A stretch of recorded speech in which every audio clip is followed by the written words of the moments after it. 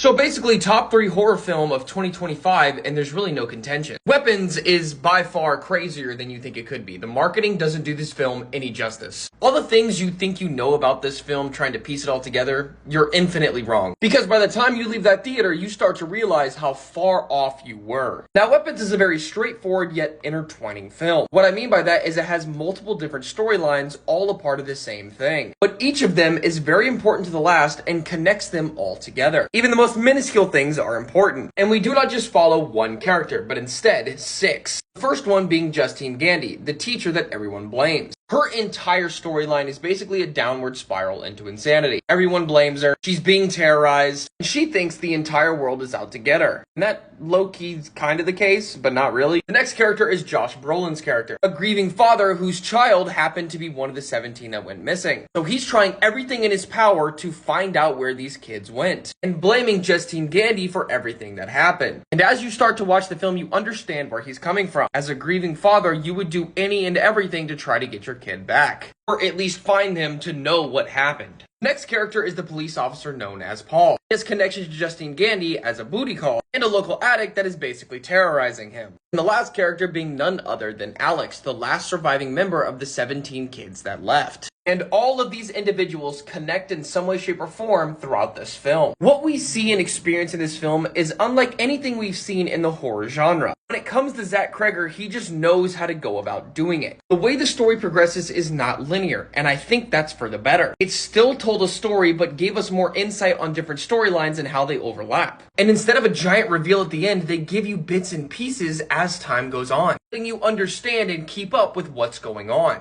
In terms of the film itself, aside from story, I thought everyone was on their A game. Julia Garner, Josh Brolin, everyone in this film made it work. They make it look so effortless when it comes to acting, especially when it comes across with emotion. 17 kids up and disappeared in the night. No one knows what happened. Either you're the reason for it or you're grieving. You have to show that. And I think in terms of acting, regardless of who you were in this story, that was portrayed excellently. The consistent, intriguing narrative that hooks you all in because of how they go about acting and how they tell the story, not even from a camera standpoint, but from how they act, was amazing. And on the topic of camera work, that itself told a whole different story. This film does not pride itself on making it all jump scare or elevated horror to the extent that we all know and love, or hate, depending on who you talk to. It instead has mild jump scares that still get the point across, but are very quick. What I thought was very interesting was the fact that even after that,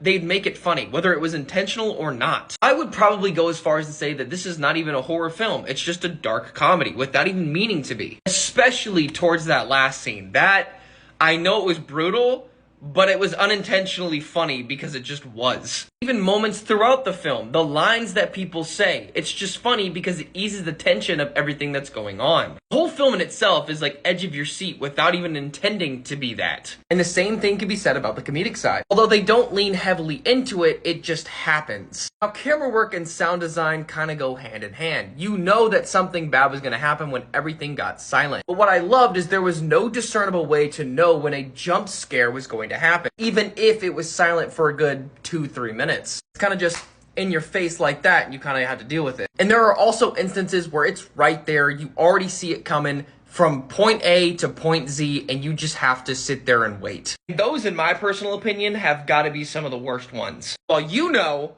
the character does not. They do that a few times, and in my theater, a lot of people are like, oh my god, this is gonna turn out bad. Turning away, getting all squeamish in the chair. It was perfectly well done. And as for that ending, I don't think I've ever seen something more satisfying. Again, terrifying, hilarious, but also very satisfying. Now, the reason that all this happens and how it leads up to this point was very upfront, but also very confusing. That specific part, without spoiling anything, is what costed it half a star for me, because it kind of just happens. There's no explanation for it, to an extent, mind you. I can't say much without spoiling it, and they just leave it at that. But seeing the lasting effects of how it had on the kids and everybody else was quite literally detrimental, and we learned that at the very end of the film. I wish I could spoil the entirety of this film, but I'm not going to do that. All I can say to you is definitely go watch this film. I gave it a 4 out of 5 stars, actually 4.5 out of 5 stars. Some might say the story that was presented was not how it was advertised. Others will say it was satisfying how it ended. I personally thought it was satisfying, and I don't think the marketing did enough. But I definitely recommend you go see it for yourself, and this is easily by far one of the top 3 horror films of 2025.